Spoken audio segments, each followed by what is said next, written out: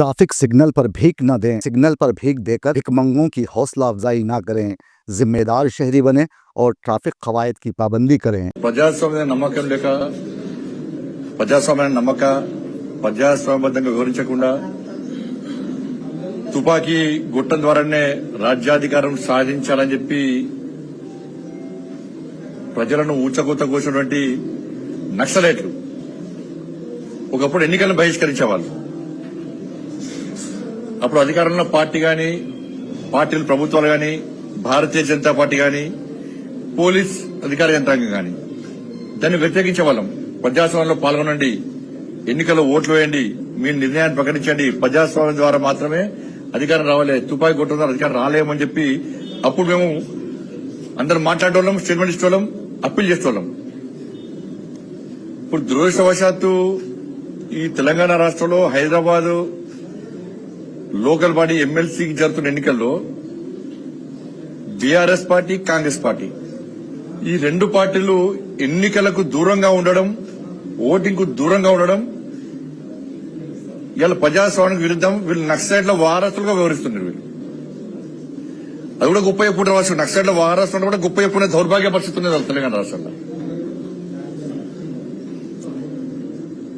ఎన్నికలను బహిష్కరించే వాళ్ళు, ఎన్నికలకు దూరం ఉండేవాళ్ళు ప్రజాస్వామ్యవాదాలు కాదు. వాళ్ళకు ప్రజాస్వామ్య నమ్మకం లేనట్టే. మాకు క్యాండిడేట్ లేరు ఉంటారు. వీళ్ళకు ఎమ్మెల్సీ ఎన్నికల్లో క్యాండిడేట్ లేరు. వీళ్ళకు వీళ్ళు హైదరాబాద్ లోకల్ బాడీ ఎన్నికల్లో కూడా క్యాండిడేట్ లేరు. ఎమ్మెల్సీ ఎన్నికల్లో ఈ ఎమ్మెల్సీలు కూడా మరి క్యాండిడేట్ లేని పార్టీలు ఎందుకు ఇవ్వాలా? వీళ్ళు వచ్చి 10 సంవత్సరాలు అధికారం చలాయించారు. కాంగ్రెస్ పార్టీ అధికారంలోకి వచ్చి 15 నెలలు అయింది. ఇలా క్యాండిడేట్ కరువయ్యారు. క్యాండిడేట్ కరువైన పార్టీలు రేపు ప్రజలకు ఏ విధంగా సేవ చేస్తాయి? వీళ్ళు 5, 10 ఇంకా 4 సంవత్సరాలు ఏ విధంగా అధికారంలో ఉంటారు? వాళ్ళు తిరిగి అధికారంలోకి ఏ విధంగా వస్తారు? బీఆర్ఎస్ పార్టీ క్యాండిడేట్ కరువైన వాళ్ళు. అందుకే మొన్న జరిగిన ఎమ్మెల్సీ ఎన్నికలో ప్రజలు ఈ రెండు పార్టీలు గుణపాఠం చెప్పారు. ప్రజాస్వామ్యం మీద నమ్మే పార్టీ భారతీయ జనతా పార్టీ, ప్రజాస్వామ్యబద్ధంగా వివరించే పార్టీ భారతీయ జనతా పార్టీ కాబట్టి ప్రజలు బీజేపీ ఓటేసి గెలిపించారు. లోకల్ బాడీ ఇవాళ Hyderabad local body elections MLC ఎన్నికల్లో కూడా ఇక్కడ గౌరవ కార్పొరేటర్లకు అప్పీల్ చేస్తున్న బీఆర్ఎస్ పార్టీ, కాంగ్రెస్ పార్టీ విప్పులు ఏం పనిచేయ ఇంకా 6 నెలలే. మీరు మీ అధిష్టానాలు కాంగ్రెస్ పార్టీ గాని, బీఆర్ఎస్ పార్టీ గాని మీ అధిష్టానాల మాటలు నమ్మి మీరు ఎంఐఎంకు సపోర్ట్ చేసే ప్రయత్నం చేస్తే, ఓటింగ్ కు రాకుండా ఉండే ప్రయత్నం చేస్తే మీ డివిజన్లలో హిందువులు మాత్రం నెక్స్ట్ ఎన్నికల్లో మిమ్మల్ని ఓడగొట్టడం ఖాయం. మీ రాజకీయ భవిష్యత్తు మొత్తం సర్వనాశనం అవుతుంది. ఇంకా 6 నెలల కోసం మీరు చూస్తారా? నెక్స్ట్ భవిష్యత్తు చూస్తారా? మేమైతే వదిలిపెట్టాం. మేము ఎంఐఎం పార్టీని కూకట్టి వేళ్లతో పెకిలించడానికే మేము ఉన్నాం. కానీ మీ కాంగ్రెస్ పార్టీ, బీఆర్ఎస్ పార్టీ ఆధినాయకత్వం అంతా కూడా ఈ భాగ్యనగరాన్ని ఎంఐఎం పార్టీకి ఇవ్వడానికి ప్రయత్నం చేస్తున్నది. ఎన్నికలను బహిష్కరించినా కూడా ఇండైరెక్ట్ గా ఎంఐఎం పార్టీ సపోర్ట్ చేసినట్టే. ఒక డ్రామా ఇది, పొలిటికల్ డ్రామా ఇది. మీ డివిజన్లలో 80% హిందువులు ఉండన్న విషయాన్ని మీరు గుర్తుంచుకోండి. కార్పొరేటర్లకు మేము మీకు వ్యతిరేకంగా విమర్శిస్తలే. మేము ఎంఐఎం పార్టీకి వ్యతిరేకంగా ఓటేయండి, ఓటింగ్ లో పాల్గొనండి మేము అప్పీల్ చేస్తున్నాం. మేము ఎక్కడ కూడా హిందూ యూత్ గాని, హిందూ సమాజం గాని ఇప్పటికే ప్రెషర్ బాగా వస్తున్నది. మాకు విపరీతమైన ఫోన్లు వస్తున్నాయి ఆయా డివిజన్ నుంచి. అరే 15 నిమిషాల సమయం ఇస్తే నరికి చంపుతున్నారు మమ్మల్ని ఎంఐ పార్టీ. అటువంటి పార్టీకి మా కార్పొరేటర్ ఓటేస్తాడా? అటువంటి పార్టీకి బీఆర్ఎస్, కాంగ్రెస్ సపోర్ట్ ఇస్తారా? మా దేవులను అవమానపరిచిర్రు, మా గోమాతను వధిస్తున్నారు. అటువంటి ఎంఐ పార్టీకి బీఆర్ఎస్, కాంగ్రెస్ పార్టీ సపోర్ట్ చేస్తాయా? మా హిందూ సమాజాన్ని చీల్చే ప్రయత్నం చేస్తున్నారు. అటువంటి ఎంఐఎం పార్టీకి BRS party, Congress party support చేస్తారా? వాళ్ళని గెలిపిస్తారా అని చెప్పించాలి. హిందూ సమాజం ఈ భాగ్యనగర్ లో చాలా ఆగ్రహంగా ఉన్నారు. ఆయా కార్పొరేటర్ల మీద ఒత్తిడి తీసుకొస్తారు గ్యారంటీ. ఇప్పటికే స్టార్ట్ అయింది చాలా డివిజన్లలో కూడా. ఇంతకుముందు సమావేశం జరిగినప్పుడు చాలా మంది మా డివిజన్ అధ్యక్షులు చెప్తున్నారు, అన్న మా డివిజన్లలో హిందూ సమాజం అంతా ఒకటైంది. కార్పొరేటర్లు గిట్టారు ఓటింగ్ లో పాల్గొనకుంటే, ఎంఐఎం పార్టీకి వ్యతిరేకంగా ఓటు వేయకుంటే ఎట్టి బస్సులో హిందువులు వాళ్ళను నెక్స్ట్ ఎలక్షన్ లో వాళ్ళకు ఓటేసే ప్రసక్తి లేదని చెప్పి కుండ బదులుకుంటారు స్పష్టం చేస్తున్నారు. ఇది అనుకుంటారు కావచ్చు, ఇంకా 6 నెలల దాకా ఉంటుందని చెప్పి. పక్కా 6 నెలల తర్వాత జరిగే జిహెచ్ఎంసీ ఎన్నికల్లో ఈ BRS party, Congress party corporate డివిజన్లలో ఓటు వేసినప్పుడు ప్రజలకు ఇదే గుర్తొస్తుంది, ఇదే గుర్తొస్తుంది. కాబట్టి దయచేసి గుర్తుంచుకోండి, మీరు మీ అధిష్టానము ఆదేశాలు ముఖ్యమా, నెక్స్ట్ మీ రాజకీయ భవిష్యత్తు ముఖ్యమా ఆలోచించుకోండి. మేము మాత్రం వదిలిపెట్టే ప్రసక్తి లేదు. మళ్ళీ మీకు రిక్వెస్ట్ చేస్తున్నాం, మీరు ధైర్యంగా రండి. నెక్స్ట్ మిమ్మల్ని గెలిపించే బాధ్యత మాది. హిందువులదే మిమ్మల్ని గెలిపించే బాధ్యత, హిందువులదే. ఆ డివిజన్లో హిందువులదే మిమ్మల్ని గెలిపించే బాధ్యత.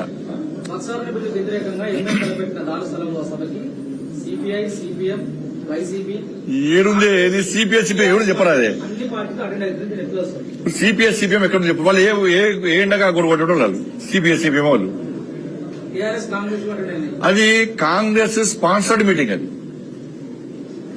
ఒకప్పుడు కాంగ్రెస్ పార్టీ ఇచ్చిన బిల్డింగ్ లో ఇవాళ కాంగ్రెస్ పార్టీ స్పాన్సర్ చేసేటువంటి మీటింగ్. అది నేను మొన్న చెప్పినా మళ్ళీ చెప్తున్నా, కర్త కర్మ క్రియ అంతా కూడా కాంగ్రెస్ పార్టీ. కాంగ్రెస్ పార్టీ సూచన మేరకే ఇవాళ తెలంగాణ రాష్ట్రంలో వక్ఫ్ సవరణ బిల్లుకు వ్యతిరేకంగా ఇవాళ కొన్ని ముస్లిం సంఘాలు ఎంఐఎం పార్టీ ఆధ్వర్యంలో వాళ్ళ ప్రోద్బలంతో వాళ్ళ మీటింగ్ పెడుతున్నారు. దీంతో ఏం అయ్యేది కాదు. నేను ఇవాళ మీటింగ్ పెడుతున్నటువంటి ఆ ముస్లిం సమాజానికి సంబంధించిన నాయకులను ప్రశ్నిస్తున్నా. ఇన్ని రోజులు తెలంగాణ రాష్ట్రంలో దాదాపు 77,000 ఎకరాల స్థలం ఉంది.